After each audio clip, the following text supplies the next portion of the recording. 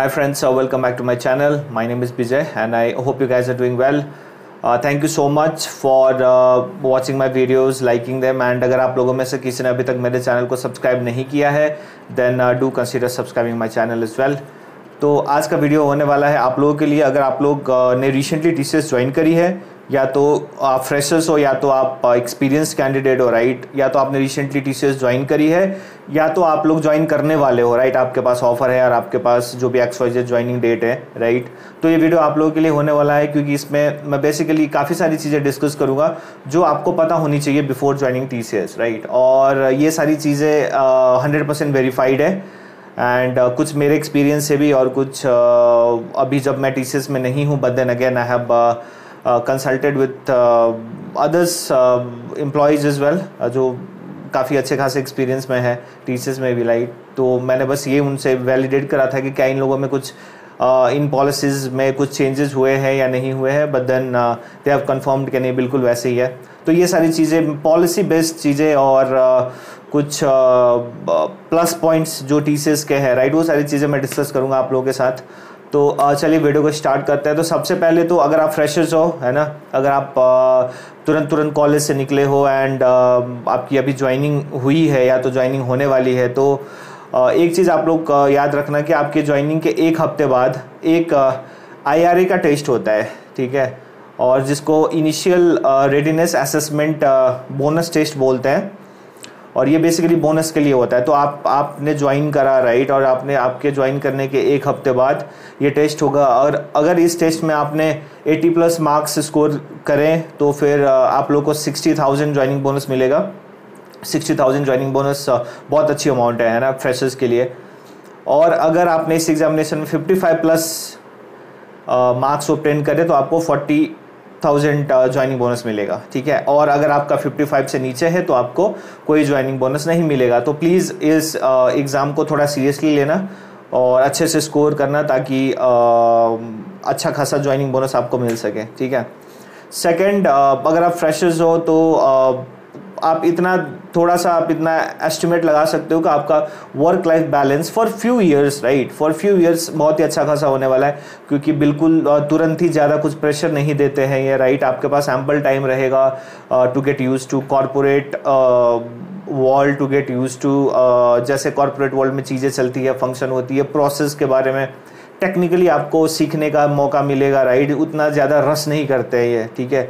और यही सबसे अच्छी बात होती है बड़े बड़े MNCs में, राइट, क्योंकि यू हैव लाइक जो आपको टाइम चाहिए ना, उससे थोड़ा ज़्यादा का कुशन भी मिलता है कि चलो आपको अगर आपको 6 महीने में कोई बोलेगा कि आपको 6 महीने में सब कुछ हैंड्स ऑन हो के आपको प्रोडक्शन में आ जाना है, तो you can ask for 9 months, right. 9 महीने भी ले सकते हो आप, साल भर भी ले सकते हो, इतना कुछ ज़्यादा रश नहीं है, ठीक है। तो अगेन वर्क लाइफ बैलेंस जो बहुत इंपॉर्टेंट होता है, ठीक है।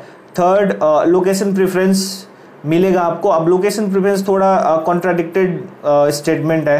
अब आप लोग में से कितने बोलोगे कि यार मेरे ऑफर लेटर में तो ये लोकेशन था, राइट, लेकिन मेरे को यहाँ पे लगा दिया, ज्वाइन कराने टाइम में चेंज करके मेरे को कुछ अलग सिटी में डाल दिया। तो यार देखो, ये डिपेंड करता है बिजनेस रिक्वायरमेंट के हिसाब से, है ना, ये चेंज होता भी है, बट देन आप एटलीस्ट मेल ड्रॉप करके, राइट, आप मांग सकते हो अपने प्रेफरेंस लोकेशन। कई सारे लोगों को मिलता भी है ना, मिल जाता है। या तो ज़्यादा से ज़्यादा वो क्या बोलेंगे कि यार साल भर आप यहाँ ज्वाइन कर लो, उसके बाद आप रिलोकेट कर लेना, ऐसे सिनेरियोज भी बनती है, ठीक है।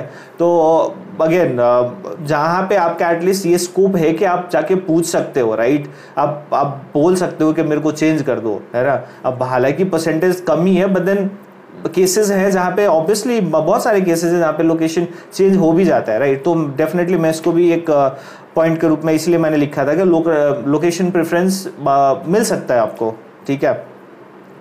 और अगेन दूसरा पॉइंट के just like any other company, right, आप कोई भी कंपनी ले लो, सर्विस बेस्ड कंपनी जो इंडिया में फंक्शनिंग है, आप ट्रेनिंग, अगर आपकी ट्रेनिंग हो गई, आपने फ्रेशर्स ज्वाइन करी, आपकी ट्रेनिंग हो गई, राइट, तो उसके बाद अगर आपको तुरंत के तुरंत प्रोजेक्ट्स नहीं मिला, और ये बहुत ही कॉमन है, इसमें कुछ घबराने वाली बात नहीं होती। ज़रूरी नहीं है कि आपके पास तुरंत एक प्रोजेक्ट रेडी हो, राइट। तो ट्रेनिंग के बाद आपको बेंच में जाना पड़ेगा, ठीक है। शुरू में लोगों को लगता है कि यार मैं बेंच में चला गया, अब क्या होगा, नहीं होगा, पर ऐसे कुछ घबराने वाली बात नहीं होती। और वो भी TCS में तो इट्स वेरी नॉर्मल, इसमें तो कुछ ज़्यादा प्रॉब्लम होता भी नहीं है, ठीक है। तो एक बात आप लोग समझ लेना कि अगर आप बेंच पे चले गए तो no issues with your salary, आपको बिल्कुल भी वैसे ही सैलरी मिलती रहेगी और जॉब में भी कोई वो नहीं है, ठीक है। बट देन अगर आप बेंच में हो देन RMG से रेगुलर टच में रहना and then do try to get a project as soon as possible, ठीक है, क्योंकि वो आपके करियर के लिए अच्छा होगा। अगेन जो बहुत ही इम्पॉर्टेंट है कि अगर आपने एक बार TCS छोड़ दिया है तो आप वापस से TCS ज्वाइन नहीं कर सकते। Again this is a very hidden policy, ठीक है। इस पर काफ़ी सारे क्लास ऑफ ओपिनियंस हो सकता है। इसमें मैंने भी एक डिटेल वीडियो बनाया हुआ है, आप लोग जाके देख सकते हो, है ना। तो मैं बस इस वीडियो में बस इतना ही रखूँगा कि अगर आपने एक बारी TCS छोड़ दी ज्वाइन करने के बाद तो आप फिर से वापस नहीं आ सकते, है ना। अनदर थिंग जो अगेन बहुत इंपॉर्टेंट है that is notice period. Notice period TCS में 3 महीने का होता है, 90 डेज़, और इसमें वर्क वीकेंड्स भी काउंट होगी। ऐसे नहीं अगर आप लोगों को थोड़ा कन्फ्यूजन हो के नहीं सिर्फ वर्किंग डेज ही होते हैं, नहीं, नॉन वर्किंग डेज भी काउंट होगा, ठीक है। और अगेन नोटिस पीरियड में आप कैसे काम करते हो नहीं करते हो that is up to you, कोई आपके पास ज़्यादा प्रेशर रहेगा नहीं, राइट। तो again notice period is 3 months. Another hike, अगर एनुअल हाइक का अगर ऑन एवरेज आप ले लो तो रिसेंटली तो अच्छी खासी हाइक हुई है कितने लोगों के लिए। तो आप अगर मैं इसको थोड़ा एवरेज में ले लूँ तो इन 4 to 10%, 11% के रेंज में आप लोग ले सकते हो, आपका एनुअल हाइक होगा। But then again it depends upon आपको कौन सा बैंड मिला है, राइट। ABC में से जिस जो भी बैंड मिला है उस अकॉर्डिंगली आपका हाइक बन जाएगा, ठीक है, इस रेंज में। दूसरा जो मैंने ऑब्जर्व करा है कि TCS के पास, देखो हर एक कंपनी के पास अलग अलग टाइप्स के प्रोजेक्ट्स होते हैं, राइट। सिमिलरली TCS के पास भी है डेवलपमेंट प्रोजेक्ट्स भी है, सपोर्ट प्रोजेक्ट्स भी है। बट देन अगर थोड़ा इसको कंपेयर करें डेवलपमेंट और सपोर्ट प्रोजेक्ट्स में, तो सपोर्ट प्रोजेक्ट में ज़्यादा है, ठीक है।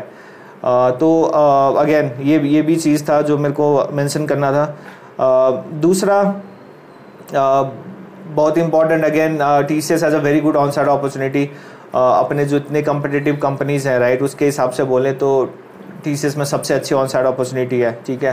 एंड अगेन जो लास्ट में बताना चाहता हूँ कि बाकी दूसरे MNC के तरह भी TCS जो है बहुत ही स्ट्रिक्ट है अपने पॉलिसीज़ के लिए। और अगर आपने कुछ ऐसे पॉलिसीज़ छेड़ दी या तो वैसे कुछ कर दिया जो उसके नॉन टॉलरेंस पॉलिसीज़ में से आते हैं, देन बहुत ही दिक्कत हो सकती है आपको, right. They can even fire you. तो उस हिसाब से थोड़ा सा ध्यान रखना। तो बस इतना ही पॉइंट्स थे मेरे पास आप लोगों से शेयर करने के लिए। एंड आई होप आप लोगों को पसंद आया हो ये वीडियो, और नैन अगर आया है then do consider subscribing my channel.